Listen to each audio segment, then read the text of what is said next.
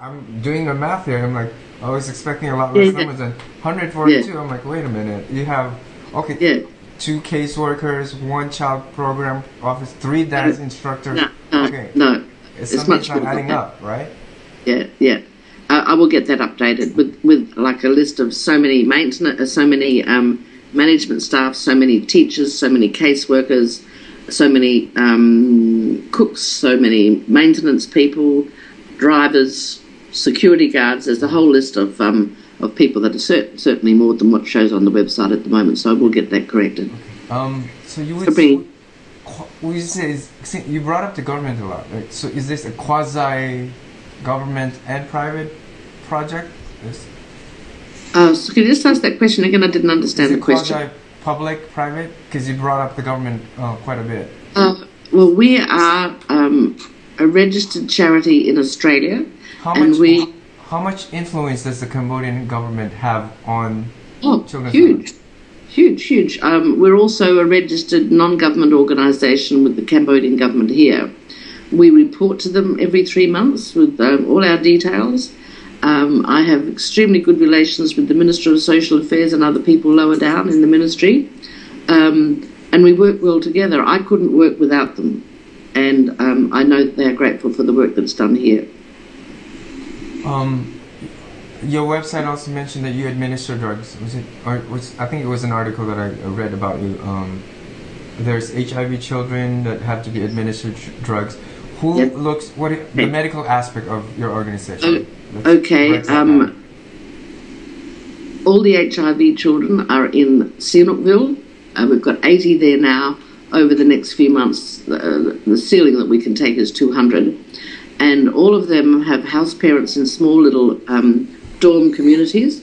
And the house parents, male and female, have been given advanced training on how to administer HIV drugs. We get the drugs from the Ministry of Health free, and those drugs have been given to the Ministry of Health by the Bill Clinton Foundation. But then it's the Ministry of Health that deals them out to people who have to take care of children and families with HIV. And we have to account for every pill. Because if you could imagine, there are a lot of people out there with HIV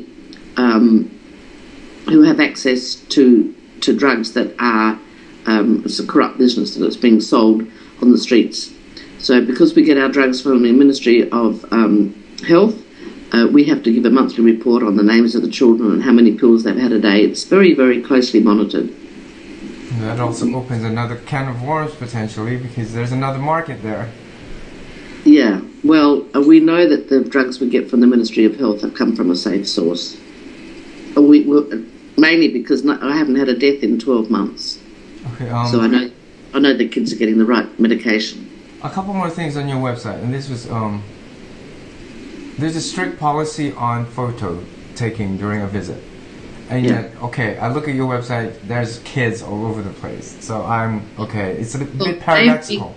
Yeah, From they've my point of been view. taken by me and my staff, and most of them are group photos. But what we are conscious of that somebody might have a photograph of a young boy or a young girl, and then they send it off on their Facebook or on their social network, and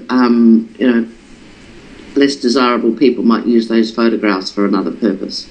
You can't guarantee that that's not going to happen. We do ask people not to put photographs that they take on their Facebook. But the photographs that we put on there, I mean, if we didn't have them on there, people wouldn't see what we do. Hence, that's why what I'm trying to do is help me understand why the strict policy, and whereas them being paraded on the websites being so rampantly, it's quite a Well, maybe if you compare this with other centres too, you will find they're all doing the same thing. World Vision, Save the Children, Child Fund, Red Cross, we all do that. Well, they don't have Geraldine Cox as the spokesperson or the face of these orphanages. You pretty much, you have helped a whole aspect of bring this into the limelight, if you may.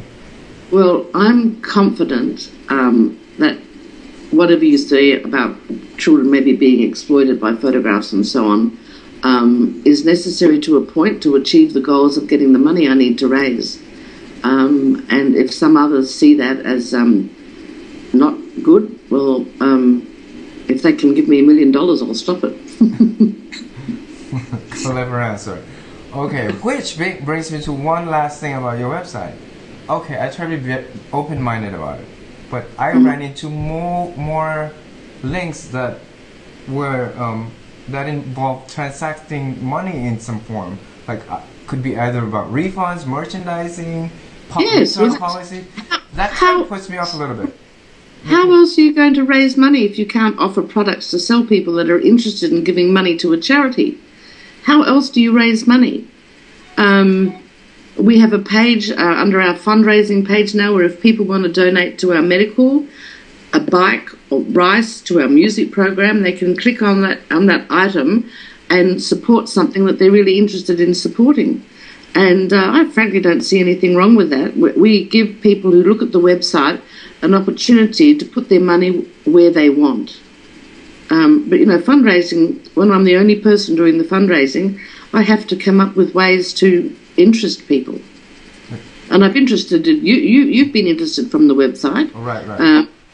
All of the things that you've said aren't flattering. They are honest criticisms. Some of them I'll take into account, like bringing up the numbers of the staff.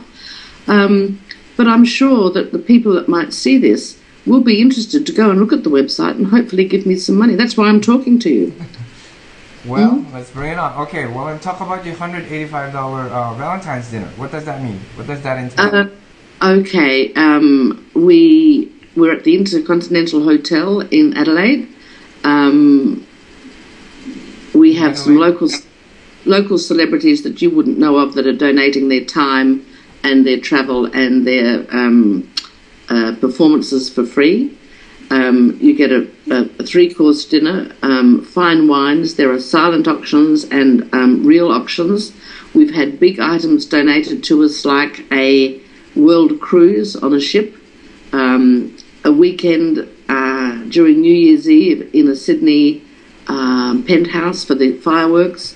We've had very, very respectable people give us big prizes, hoping that people will give money at the auctions to help us with our cause. So this is... some of our children who are in Adelaide will also stand up and talk for 3 or 4 minutes about how they have succeeded in Sunrise and what they're doing in Australia and what they're studying. One of them will play the piano, one of them will sing, so that people can see how a child's life can be changed through love and opportunity and, dare I say it, money. Can't do anything that I'm doing without money. Right. We all thrive on money. If we don't have money, we can't move. Can you understand how some people would misconstrue the Sunrise Children setting as a form of exploitation for these children and help these people that have that frame of mind understand what you're doing? Well, if they have that frame of mind, there is little I can do to change it, but there are 10 times more people that don't see it that way. But I respect the views of those that do see it that way. But if they can come up with some advice for me on how I can raise money without showing pictures and stories of my children, tell them to contact me. Okay? Hopefully this will spur some sort of dialogue or discourse with those people that are watching you very carefully, and you are aware that you are being watched. Okay, and how is this being broadcast? What sort of people will it reach? This is through the travel and tourism, but there will be a lot more through the website, and there's going to be an article accompanying this. If I'm known for one thing, and one thing at the top of the list is for my honesty, whether it's something people want to hear or don't want to hear, you know you're going to get the truth when you interview me. Sooner or later, it'll pop up. You're a non-profit organization. Can you put a figure on how much is generated manually? So perhaps those people who think they're giving enough should give more. I'd love to talk about this. Okay. Since we started in 1994, we've kept our admin costs to below 10%. Now, I ask anyone who's watching that to go onto other websites and see how much of their money gets through to the source. You give me $100, $90 gets to the children. The rest is spent on admin costs for our office in Australia and things like that. And that's something we're really, really proud of. 90% gets through to the kids.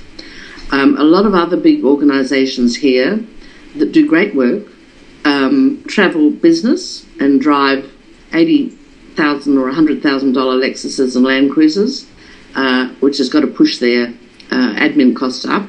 I live with the children. I eat with the children. So my admin costs are very low. I drive a 13-year-old Toyota RAV, and I travel economy. So that's how I can keep the admin costs low, because a lot of people don't live in their projects. They live in the city, they have a $3,000 a month apartment, they have an expensive car and driver and security guard and all of that.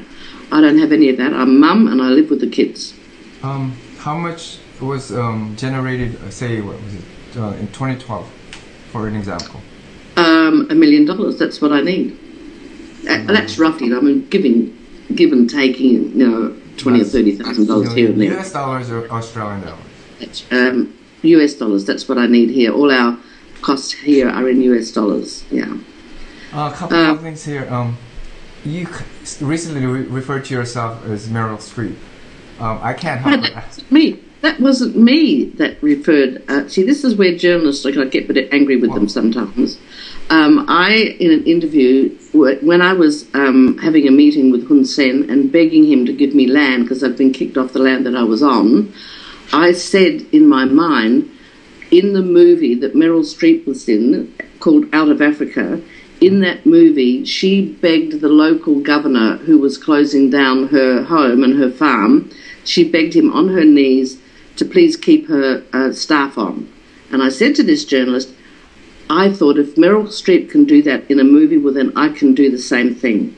And it was misconstrued entirely. It's just that I chose to do something similar that Meryl Streep did in a movie. Right. I did it in real life. I was going to say, which character do you, or which role do you, but you just answered it. It was I thought it was an interesting thing to bring up. And it seemed like it was a question and answer type of thing. Yeah, and it was Guardian. It was the Guardian newspaper, a very respectable newspaper. But they just chose to put the Meryl Streep in the headline to get people to read it. Who's going to read it if it says Geraldine Cox? No. Okay? I copied the behaviour of a character in a movie. Which makes you a very interesting subject interview for me. Yeah. Hence, I opened the lines. A couple of things that are putting you in a. You brought up the Prime Minister and yes. history. I've read a little bit about it. Yeah, he's a big part of our life here. When I first came back to Cambodia, I worked for the Royal Party politically. I had a lot of disrespect for Hun Sen as a military leader, and when he mounted the coup and threw my royal family party out, I was not happy. But in a country like this, no one is going to help you if you're not protected in some way. Now, Hun Sen, if you read his book, Strong Man of Cambodia, he was brought up by a very poor family. His parents put him in a pagoda because they couldn't afford to educate him. He didn't finish high school. Most of his adult life was as a guerrilla fighter in the jungles of Cambodia under the Khmer Rouge before he knew how bad the Khmer Rouge were. And he's killed people, probably hundreds of them. But how can we compare ourselves with someone who's lived a life like that to ours of privilege and never ever been put in the situations he would have been put in? Yes, he's done some terrible things. You could say that about almost every Prime Minister in this part of the world, that they have done things that they're not proud of. And I'm sure Hun Sen would agree with me. He actually read my book and saw my documentary and said it was an honest portrayal of the type of life that is here in Cambodia. He gives us protection.